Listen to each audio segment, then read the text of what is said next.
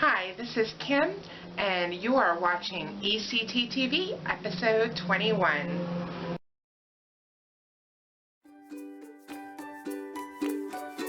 Hi, and welcome to ECT TV, Emerging Creatively Tutorials Television, the show about jewelry making and creativity. I am your host, Kimberly Kohler. You can find even more about jewelry making and creativity at KimberlyKohler.com.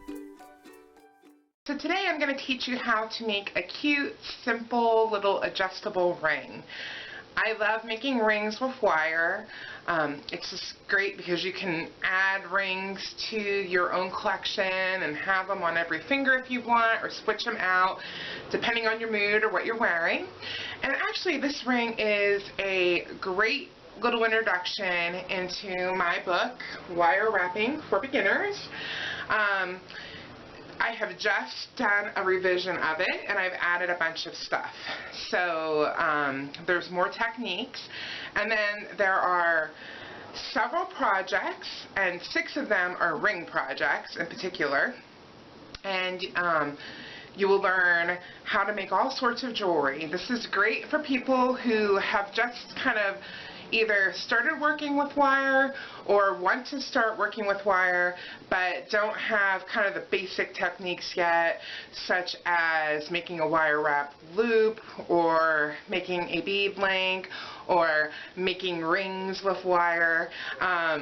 And lots of earrings, and I'll even teach you how to make your own earring wires. They're all in this book.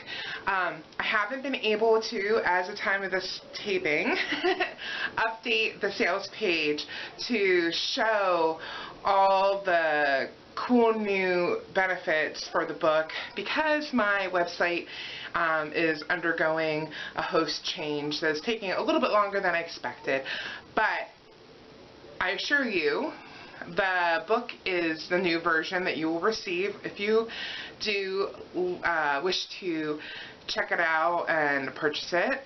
The new things it includes are how to make your own head pins, a few different versions, how to make your own earring wires, and how to make your own clasp. And I've just sort of updated it a little bit, and it has the print version has a new cover. You can either get the print version, which the pictures inside are black and white, or you can get the print version, which is full color, the digital version. The digital version is in full color. The print version is in black and white. The digital version you can get immediately. You get it emailed right to you. The print version, they have to mail it to you, so it takes a little bit of time. So if you want to check that out, I highly suggest it, and you can email me with any questions you might have. So let's get on to today's tutorial, how to make a spiral adjustable ring.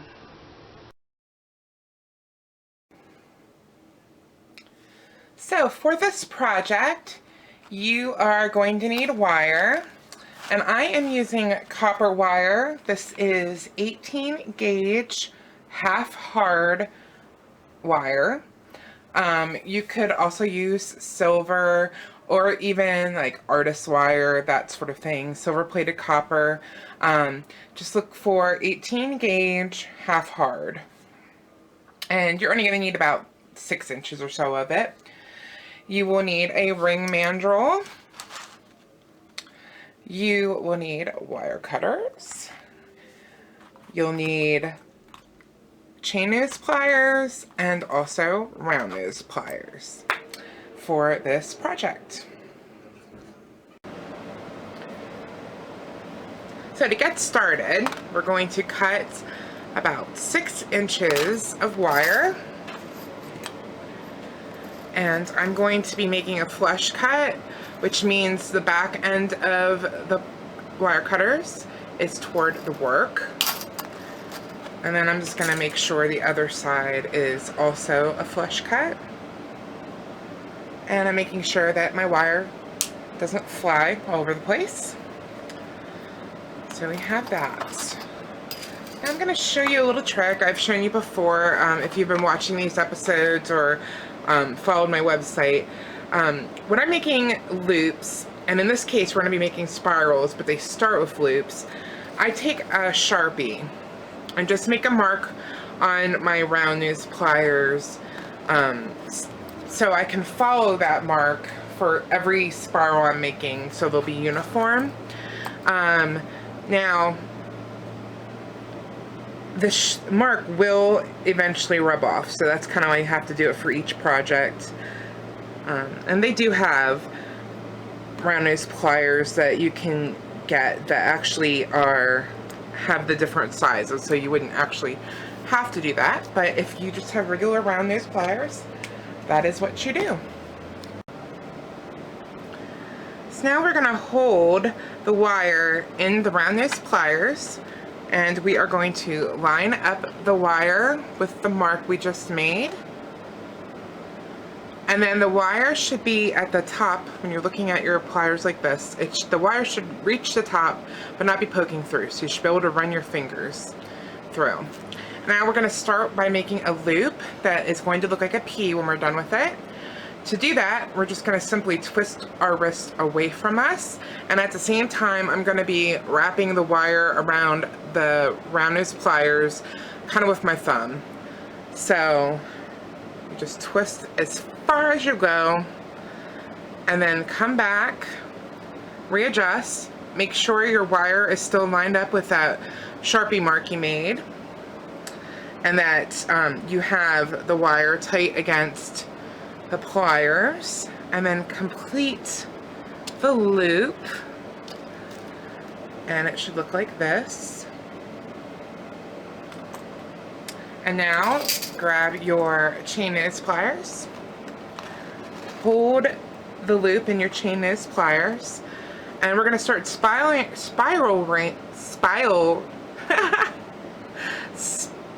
we're going to make a spiral. And to do that, you hold the loop in your chain nose pliers, and you just sort of push up, readjust, and kind of go around.